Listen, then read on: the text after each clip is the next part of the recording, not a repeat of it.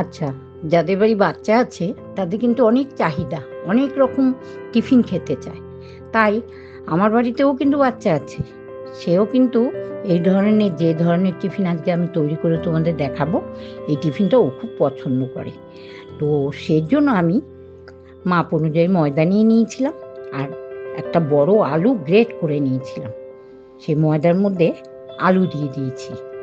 আর ওইদিকে আমার চিংড়ি মাছ দিয়ে আলু দিয়ে পেঁয়াজ লঙ্কা দিয়ে সব দিয়ে একটা পুর করা ছিল।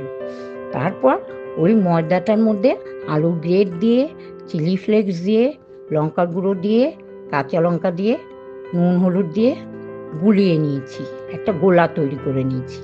নিয়ে তারপর ফ্রাই প্যানে ব্রাশ করে নিলাম, তেল ব্রাশ করে নিয়ে দিয়ে দিলাম গোলাটা।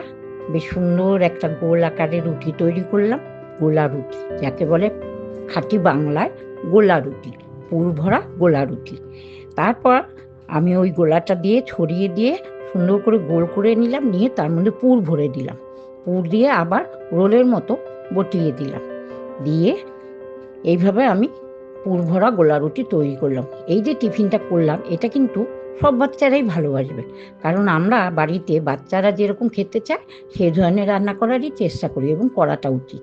তাই আমার বাড়িতে কিন্তু এটা চলতেই থাকে, কারণ বিভিন্ন ধরনের টিফিন আমার করে খাওয়াতে হয়। তাই আমি এইভাবে করে দিলাম। ও খুব ভালো খেয়েছে, আমরাও সাথে খেয়েছি, বড়রাও খেতে পারে। যারা রাতে রুটি ডিনার করে, ডিনারে রুটি খায়, তারা কিন্তু এই ধরনের গোলা রুটি পুর না ভরুক, পুর যে ভরতে হবে তার কোনো মানে নেই, পুর না ভরেও গোলা রুটি খাওয়া যায়। খাঁটি বাংলায় গোলা রুটি বাঙালির একটা ভালো খাবার কিন্তু। কি বন্ধুরা, তোমাদের ভালো লাগলো তো? যদি ভালো লেগে থাকে তোমরাও কিন্তু তৈরি করে নিও। এভাবে আমার রেসিপি দেখতে হলে আমার পাশে থেকো, আমার চ্যানেলে চোখ রেখো। আজকের মতো টাটা, বাই বাই।